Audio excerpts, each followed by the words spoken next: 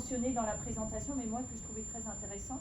Et puis, d'une manière plus générale, il y a aussi la question donc, de succès et échec d'un dispositif. Donc, en l'occurrence, budget participatif, mais je dirais d'un dispositif en général. Et moi, j'aimerais bien, je ne sais pas, c'est peut-être déjà écrit, mais je m'interroge beaucoup sur cette notion de succès et de réussite, ou d'échec, pardon, de succès ou d'échec. Et juste pour m'expliquer, quand donc vous expliquez que avec le cas pilote, hein, le succès semble dépendre de l'accompagnement de la Banque mondiale. En tout cas, c'est comme ça que c'est présenté. Hein. Je fais très simple et très court, je comprends bien que c'est plus complexe que ça. Moi, je m'interroge sur, en fait, comment est-ce qu'on peut parler de succès, parce qu'on parle d'un dispositif qui se veut participatif.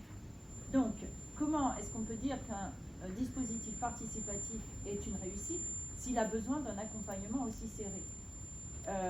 Il n'est pas réapproprié. Moi, j'entends, peut-être à tort, mais j'entends qu'il du coup, il n'est pas du tout approprié ou réapproprié par les personnes qu'il vise. En d'autres termes, les citoyens, les personnes. Donc, est-ce que peut-être il faudrait réfléchir à cette notion, ou en tout cas mettre en discussion et en perspective cette idée de succès et d'échec? Parce que je pense qu'en fait, c'est ce qui est fait dans cette thèse, c'est que l'échec, sans qu'on observe par la suite, réside surtout dans les modalités de mise en place. Mais donc, ça veut dire que ce soi-disant succès, au fond, n'est qu'un leurre, n'est pas du tout un réel succès. Et peut-être ça sera intéressant de bien le mettre en perspective dès le départ, parce que ça viendra renforcer justement tout cet argumentaire autour du jeu de la Banque mondiale. Donc ça, c'est une première chose et qui apparaît très clairement, je trouve, dans la présentation. Et ce, d'autant plus que, en fait, l'idée qu'un dispositif soit imposé par la Banque mondiale du fait de tout un ensemble de circonstances, de contextes, etc., c'est loin d'être nouveau. Je dirais que c'est business as usual, quoi. Enfin, depuis que la Banque mondiale existe, c'est ça qui arrive, hein, avec les conditionnalités. C'est bien décrit par Joseph Stiglitz dans son ouvrage des années 90. Donc, en fait, il n'y a rien en soi. Mais donc, ce qui est intéressant, c'est que ça continue, mais sous d'autres modalités, et au nom, précisément, de ces grands termes fourre-tout que sont participation, etc. Donc, voilà, alors je pense que ça, pour moi, c'est vraiment ça que je trouve un des aspects que je trouve vraiment très intéressant, et peut-être, sans doute, ça apparaît dans la façon, dans la rédaction, mais je n'ai pas trop senti dans le texte que j'ai lu. Donc, en tout cas, moi, j'inviterais à peut-être insister un petit peu là-dessus. Donc, peut-être aussi, ça m'amène à la question de recherche, à une des questions de recherche, qui, au-delà de comment le choix se fait, ça c'est une chose, mais justement par rapport à la question des contraintes. Au fond, cette question-là, hein, je ne l'ai pas sous les yeux ici, mais moi je trouve que cette question porte déjà la réponse. Hein, vous induisez qu'il y a des contraintes qui vont mener à un échec. Mais si le succès tel que décrit est un leurre, alors comment... Donc, vous voyez ce que je veux dire, c'est que du coup,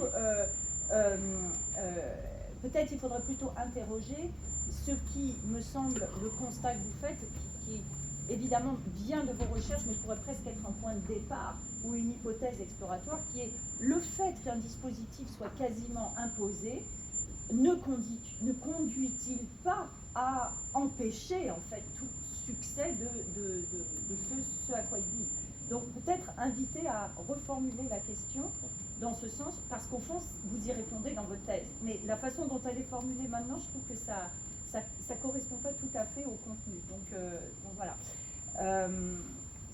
Alors ça m'amène au cadre théorique. Donc il y a plusieurs éléments, plusieurs approches qui sont mentionnées, sur lesquelles, en fait, donc la question de l'analyse des politiques publiques, l'approche du néo-institutionnalisme sociologique, et puis évidemment la question du mécanisme du transfert. Peut-être que là encore, comme je n'ai pas lu la thèse, ou en tout cas l'ébauche, ce qui est écrit pour l'instant, mais concernant l'approche institutionnelle, ou donc du néo-institutionnel sociologique que personnellement je ne maîtrise pas vraiment, hein, je dois l'avouer, mais ça m'a juste interpellée et j'ai pensé à des approches institutionnelles qui sont davantage dans le domaine de l'éducation, voire de la psychologie, et je pensais par exemple à l'approche institutionnelle inspirée de Louraud par exemple, juste pour ses apports dans, comment dire, par le fait qu'il y a une combinaison en fait d'une socio-histoire et d'une socio-clinique. Et ça me semble très intéressant dans le cas de la RDC comme dans d'autres contextes, parce que justement ça permet vraiment d'inscrire aussi, de comprendre le fonctionnement de dispositifs en mettant en perspective, en mettant un peu en perspective leur existence dans des pratiques qui s'inscrivent dans une histoire plus longue.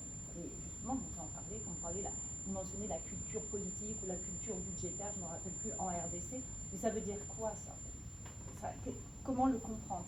Et peut-être que un petit crochet par une approche un peu qui conduit justement, en tout cas socio-histoire et peut-être d'autres approches, ça permettrait de mettre ça en perspective pour qu'on comprenne mieux dans quel contexte réellement politique et de culture budgétaire aussi s'inscrit ce fameux dispositif. Et ça m'amène aussi au concept même de dispositif. Et je ne sais pas si vous l'explorez dans le travail, mais ça pourrait aussi être intéressant de lui donner une petite place comme ça, parce que je pense que ça ne changera rien dans la structure même de la rédaction, mais ça pourrait peut-être aussi apporter certains éléments. Donc je me base à la relecture un peu de ce concept qui a été, comment dire, beaucoup présenté par Foucault, mais je vois la relecture notamment par Silva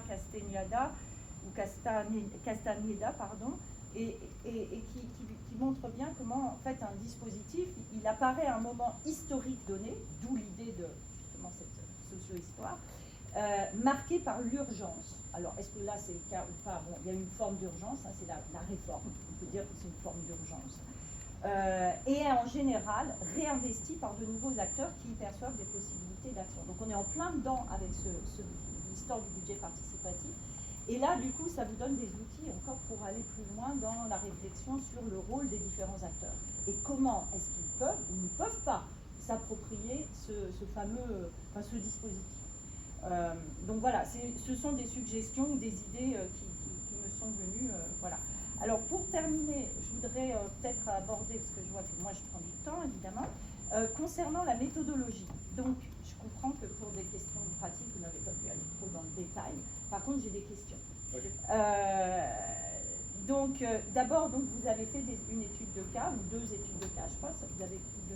Donc comment est-ce que ça s'articule? Est-ce que vous faites une comparaison? Est-ce que vous, de là, plutôt, vous tirez des grands thèmes que vous allez discuter eu égard à différents contextes? Enfin, bon, moi, j'aimerais un petit peu en savoir plus. Et puis aussi, je pense que ma question centrale, vous parlez dès le début d'un processus qui implique des citoyens, mais je n'entends pas que vous avez fait des entretiens avec des citoyens. Donc, j'imagine qu'il y a une raison, mais en tout cas, j'aimerais bien vous entendre là-dessus. Une chose intéressante que j'ai relevée aussi, par contre, quand vous décrivez un petit peu votre processus de terrain, vous parlez de facilitateur. Et ça, je pense que c'est un concept qui est très intéressant, mais là, pour le coup, j'aimerais savoir un peu plus qui sont-ils, comment ils sont identifiés, parce qu'il peut y avoir beaucoup de biais dans l'identification d'un facilitateur, hein, entre différents types d'acteurs. Donc voilà, je suppose que c'est dans la thèse, mais en tout cas, moi, j'aimerais bien entendre ça. Et donc, en conclusion, moi, je dirais que, étant donné que en fait, ce dispositif, je pense que je ne sais pas si c'est vraiment dit comme ça, maintenant je ne me rappelle plus, mais plutôt que de considérer que le dispositif rencontre une opposition du fait d'un manque de culture, je ne sais pas, démocratique, budgétaire de la République du Congo, du coup démocratique du Congo, moi je dirais, mais de toute façon, la mise en place, ou je dirais même l'imposition, en soi n'est pas démocratique. C'est tout sauf démocratique. Donc de toute manière, on n'est pas du tout dans un processus démocratique. Au moins de ce que je peux comprendre de ça. Donc c'est pour ça que ça me semble vraiment important comment dire, de réfléchir davantage à l'interface entre, justement, dans ces relations qui existent, entre cette superstructure qu'est la Banque mondiale, un gouvernement, sans nécessairement introduire la question de la démocratie là-dedans, parce qu'on n'est vraiment pas du tout dans cette dynamique-là. Voilà, donc je m'arrêterai là, et je vous remercie. Merci. Alors, dans l'intérêt, je vais quand même vous donner un bref temps de réponse, très insatisfaisant, mais peut-être 2-3 minutes, mais pensez à des questions, commentaires, suggestions, parce que je veux quand même que vous ayez l'opportunité de recueillir quelques suggestions, commentaires additionnels. Merci beaucoup encore de m'aider. Alors, je vais disons 3 minutes, puis pensez à des questions. Merci pour vos commentaires, c'est enrichissant. Comme je vous ai dit, j'aurais besoin de votre effectivement pour m'en servir davantage. Je ne commente pas le commentaire, donc je n'ajoute pas un commentaire au commentaire, c'est bien fait. Mais je vais répondre quand même aux questions. La première question, vous voulez savoir, c'est une étude de cas, 2 provinces, donc 2 études de cas, comment c'était fait, comment ça s'est articulé. Comme je l'ai dit, c'est la province du Sud-Kivu et la province de Kinshasa. Je vais d'abord commencer par justifier pourquoi j'ai pris les 2 provinces. D'abord, la province du Sud-Kivu, parce que c'est là que le projet pilote s'est réalisé. D'abord, c'est là que le projet pilote s'est réalisé à Kinshasa. C'est la capitale, la République démocratique du Congo, c'est un pays en conflit. On ne peut pas se hasarder, c'est vrai, les milieux participatifs sont petits, même dans des points ruraux, on ne peut pas se hasarder d'aller chercher la documentation de partout. Donc ça c'est la raison d'abord qui m'a motivé de prendre Kinshasa. Et la deuxième raison est que c'est le siège des institutions et la plupart des représentants de la Banque mondiale se trouvent là-bas. Là je peux avoir facilement accès à l'information. Sud-Kivu, parce que considéré par la Banque mondiale et tous ceux qui ont mené des recherches un peu avant, c'est pas moi qui ai dit que c'est un succès. Comme un succès. Pourquoi je peux discuter?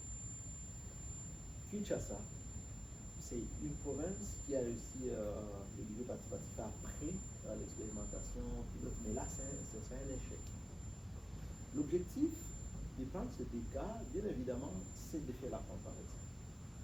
La comparaison, je vais aller voir l'expérience pilote, parce que généralement on dit que c'est un succès. Et la plupart des documents pas suffisamment détaillés disent que c'est parce que la Banque mondiale a accompagné le processus. C'est un succès. Mais il y a une autre dimension que j'ai détectée en menant mes investigations. À l'époque du projet pilote, il y avait un gouverneur de province qui avait plus de penchants sur le milieu participatif, qui accompagnait le processus.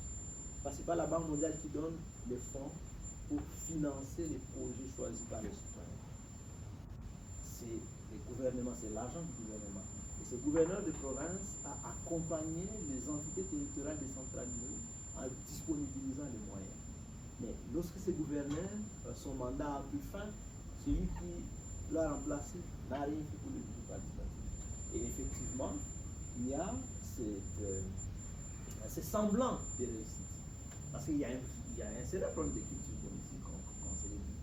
Une personne qui peut être portée pour le budget participatif, mais qu'à l'ensemble des acteurs n'ont aucun intérêt sur le dispositif, rien ne peut marcher. La comparaison que je vais faire, je vais mettre l'accent sur les expériences positives de la province du Sud-Kivu.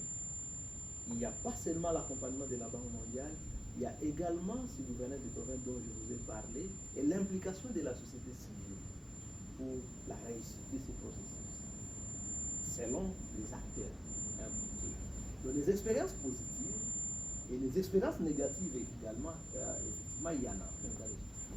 Donc c'est l'ensemble de ces expériences, et pour la province du Sud-Kivu, la province pilote et la province de Kinshasa, que je vais analyser pour comprendre, donc pour renforcer mes constats directeurs, comprendre effectivement quels sont les éléments qui peuvent permettre la réussite du budget participatif et d'autres qui ont occasionné l'échec. Ça c'est la première question. La deuxième question, pourquoi je n'ai pas questionné les citoyens?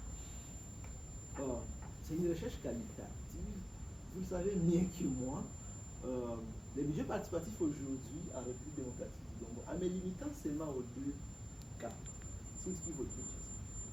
Le Sud Kivu, c'est 27 entités territoriales décentralisées, environ 4 millions d'habitants, qui sont concernés par le budget participatif, directement ou indirectement. Kinshasa, c'est la capitale de la RDC, c'est environ 16 millions d'habitants, donc 40 millions d'habitants concernés par le budget participatif. Je ne pouvais pas, à mon avis, prendre les citoyens parce qu'on ne sait pas d'abord, surtout pour les cas de Kinshasa, là où le processus est considéré comme un échec, qui participe ou qui ne participe pas. Par contre, pour compenser cela, j'ai questionné les acteurs de la société civile qui sont toujours présents dans ce dispositif-là, le budget participatif. Et c'est dans ces acteurs de la société civile qu'il y a, là je vais à votre troisième question, les facilitateurs. Les facilitateurs, c'est la Banque mondiale qui a formé ces facilitateurs. Il les a recrutés dans la société civile parce que ces facilitateurs qui ont joué les rôles de relais de la Banque mondiale dans toutes les provinces du pays pour parler du budget participatif non seulement aux citoyens, mais à d'autres acteurs de la société civile, comme ça les facilitateurs. Est-ce que j'ai répondu? Merci. Merci. Alors, questions, commentaires, suggestions. Puis je vous demanderais peut-être de vous nommer au cas où je pense que vous connaissez. Alors, il y a Warner et Anne, peut-être. Oui, merci. Donc, Anne Mévelec, je suis professeure en administration publique, mais je n'ai jamais eu Christian en cours. Je suis externe totalement. Et je travaille sur le palier municipal, donc je suis ravie d'avoir encore l'occasion d'en apprendre plus sur les entités décentralisées territoriales que je retrouve dans différents pays, sous différents noms en Afrique, de plus en plus dans les travaux des étudiants que j'encadre. Je trouve très intéressant l'idée de tester la mise en œuvre sous l'idée et de la croiser avec le transfert des politiques publiques, quelque chose que je connais bien aussi. J'ai pas lu le papier, donc peut-être ma question est caduque, mais je me demande si vous n'auriez pas intérêt à aller non seulement dans le transfert, mais dans la circulation des idées, la circulation des instruments. Là, je pense que le néo-institutionnalisme sociologique, vous êtes surtout à déterminer ce qui est un instrument de politique publique. Parce que ce qui me semble plus intéressant que le transfert mécanique, qui ne l'est pas vraiment, c'est comment les idées et les instruments circulent de la Banque mondiale, mais peut-être d'ailleurs, jusqu'au territoire. Et ça nous amène à une discussion qui est peut-être plus sociologique sur qui fait circuler et qu'est-ce qui circule entre les différents terrains ou entre les différents lieux. Et ça me semble être peut-être complémentaire à une approche par le transfert. Ce que vous n'avez pas dit dans votre présentation, mais peut-être c'est dans votre travail, c'est que une des questions de Lovitch et March sur le transfert, c'est par exemple, est-ce qu'on peut parler d'un transfert volontaire ou d'un transfert coercitif? Donc moi je pense que vous avez des billes là, pour apporter de l'eau au moulin à cette discussion-là. Ça serait super intéressant, mais voilà, je pense que c'est une bonne piste aussi. Mais un peu dans la suite de ce que Nathalie disait, c'est beaucoup sur le contexte d'émergence versus le contexte de réception. Et le contexte de réception de ce qui est transféré ou de ce qui circule, là, on ne le voit pas. Moi, je ne l'ai pas vu, là. Mais donc, je pense que c'est là, là où il faut mettre, il faut rendre explicite tout ce qui est implicite sur les territoires que vous étudiez en République démocratique du Congo, pour vos lecteurs, mais aussi pour faire apparaître tout ce terrain d'accueil qui, il y a des citoyens, il y a des administrateurs, il y a des agents de la Banque mondiale peut-être, il y a des intérêts organisés, et puis un acteur que je n'ai pas vu dans votre série d'acteurs, c'est ceux qui font circuler. Donc, est-ce que par hasard, il y aurait des experts ou des consultants ou des gens de IAP2 qui se promènent avec le modèle des budgets participatifs? Et donc, ces gens qui sont des ingénieurs de la participation publique, là, est-ce qu'ils sont là aussi? Puis si oui, là, ça vous donne un autre acteur sur lequel vous pouvez jouer aussi. Voilà.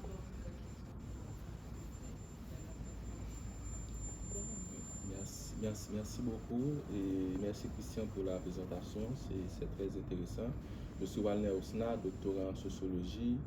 J'ai milité pendant un certain temps comme militant dans des organisations principalement sur ces questions, mouvements sociaux de décentralisation et budget participatif en Haïti. Donc j'ai certaines préoccupations par rapport à votre présentation, bien entendu, et notamment en ce qui concerne l'implication des acteurs locaux.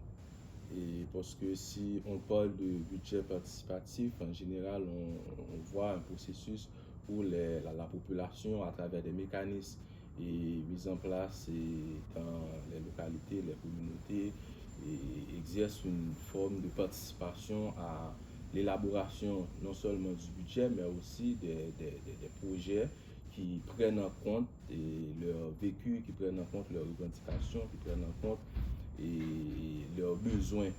Donc, je trouve un peu absent ces acteurs-là dans votre travail, notamment lorsque vous faites des entretiens surtout avec des consultants, par exemple.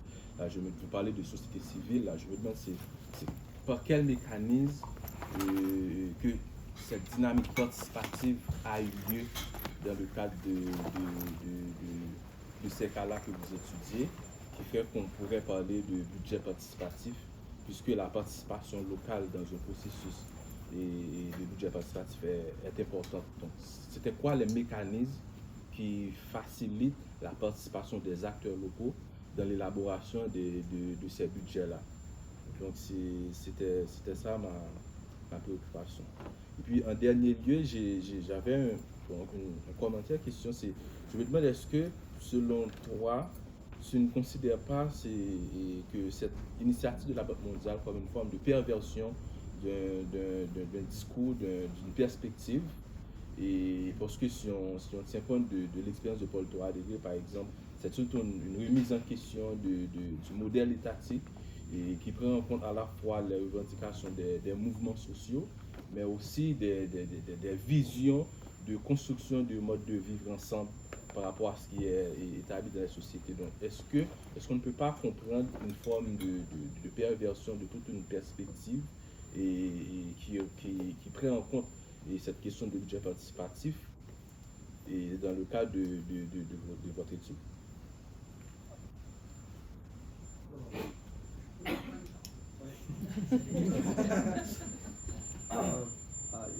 J'ai apprécié beaucoup les commentaires de la professeure Anne. Moi, je connais, je ne connais pas.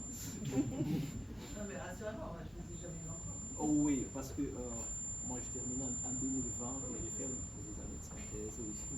Voilà. Alors vous avez soulevé un élément important sur les différents aspects qui peuvent accompagner les transferts de politique publique.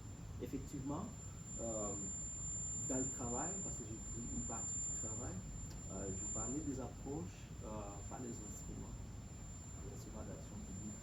Donc ces approches qui accompagnent l'approche par les transferts de politique publique. C'est vrai, je ne vais pas mentionner dans ce travail parce que j'ai juste pris une partie compte tenu du protocole. Il y a un nombre de pages qu'il fallait respecter. Je ne suis pas voulu mettre des éléments. C'est pourquoi je travaille sur une dimension. Mais cette dimension-là est prise en compte dans le travail. Il y a un autre élément.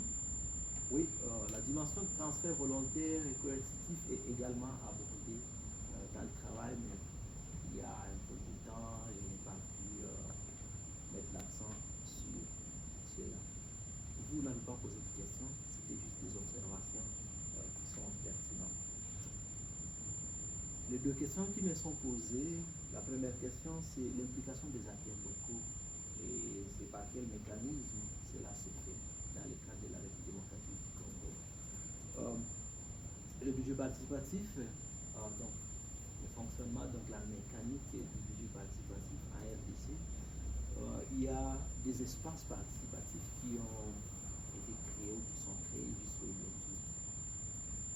Les forums des quartiers, donc les gens se réunissent au centre quartier, les habitants de quartier qui discutent de leurs problèmes, ils font des là, c'est dans la théorie, parce que sur le plan pratique, c'est des choses qui ne se font vraiment pas comme des choses ont été décrites dans l'équipe aussi la mise en œuvre du budget participatif par les démocraties du Congo. Donc ces forums de quartier ont existé à un moment où on appelait les habitants du quartier pour discuter de leurs problématiques des propositions. Les propositions au niveau du forum de quartier étaient ramenées dans ce qu'on appelait le forum des délégués.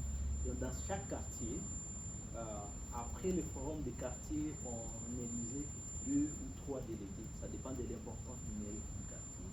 Dans le quartier le plus populaire, il y avait 3 délégués. Le quartier où il n'y a pas beaucoup de gens, c'est 2 délégués. Les délégués de tous ces quartiers se retrouvent dans ce qu'on appelle forum des délégués pour discuter de toutes les propositions qui viennent du quartier, des différents quartiers. Et on retient un nombre restreint de propositions qu'on hiérarchise. Ce sont ces propositions qu'on dépose sur la table du gouvernement municipal. C'est ça la mécanique de fonctionnement du budget participatif. La deuxième question, perversion de l'idée par la Banque mondiale, je ne sais pas. Je ne saurais pas vraiment répondre à ce niveau-là, encore à cette question-là, s'il y a une perversion de l'idée par la Banque mondiale, mais il y a beaucoup d'auteurs qui ont souligné cet aspect-là. Et que la Banque mondiale utilise le budget participatif qui est d'origine brésilienne, parce qu'au départ, au Brésil, le budget participatif, c'est une idée socialiste, c'était un projet du parti travailliste, qui est un parti ancré dans le socialisme. Au départ, c'était pour, comme ils ont dit, la démocratisation de la démocratie, en donnant plus de paroles aux citoyens. Donc c'est un modèle qui a été développé selon les réformateurs qui ont commencé, pour faire les contrepoids des idées capitalistes. Bon, on se questionne comment la Banque mondiale, qui a une poussée néolibérale, peut prendre une telle idée d'origine socialiste. Il y a un débat s'ouvre à ce niveau-là, et à ce moment-là, je ne saurais vraiment pas, parce que je n'ai pas encore trouvé des preuves que la Banque mondiale a utilisé les budgets participatifs pour donc épouser une idée socialiste et la transformer en idée néo-libérale.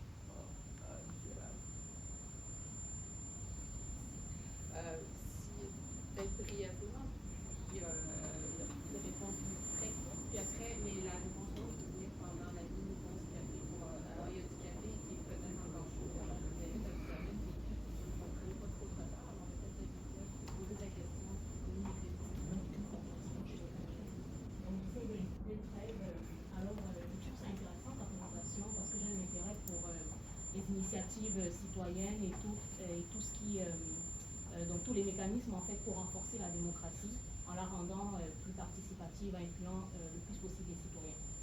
Quand j'ai commencé à écouter ta présentation, tout de suite, je suis allée dans la direction de la professeure au sujet donc, de ton traitement de qu'est-ce qui est un échec, qu'est-ce qui est un succès, parce que c'est vraiment ça qui chiffonne un peu dans ta présentation. Avant de revenir à ma question sur la démocratie, je veux peut-être donner une piste pour cette réflexion-là. C'est que dans la littérature, par exemple, sur les commissions vérité et réconciliation, il y a le mythe du succès qui est le cas de l'Afrique du Sud. Donc ce mythe a perduré pendant plusieurs années et les chercheurs récemment ont tenté de remettre en question le mythe en disant, donc en indiquant les dimensions qui étaient en fait un échec. Ça nous éveille à voir que en fait c'était un mythe, que c'est un succès. Et à l'autre opposé, il y avait aussi le mythe de qu'est-ce qui est l'échec. Ça c'est le cas du Guatemala. Et là aussi les chercheurs commencent à s'y intéresser en disant que en fait il y a des dimensions de succès là aussi. Et l'une de ces dimensions, c'était comment est-ce que les commissions vérité et réconciliation ont donné lieu à la mise en place de certaines institutions. Des institutions qui finalement renforcent la démocratie, notamment sur le point de vue de l'imputabilité. Alors ma question c'est, est-ce que tu as une réflexion au sujet de qu'est-ce qui pourrait être un succès en termes d'implantation de mécanismes qui renforcent la démocratie au Congo?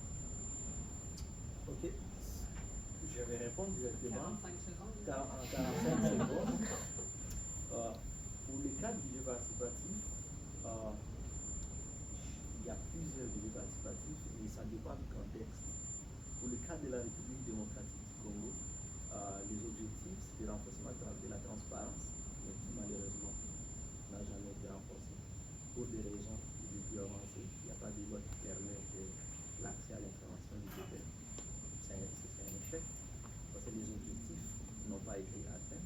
Le deuxième élément, c'est la participation du citoyen, donc démocratiser la gestion des finances publiques, ce qui n'a pas été fait, c'est un échec.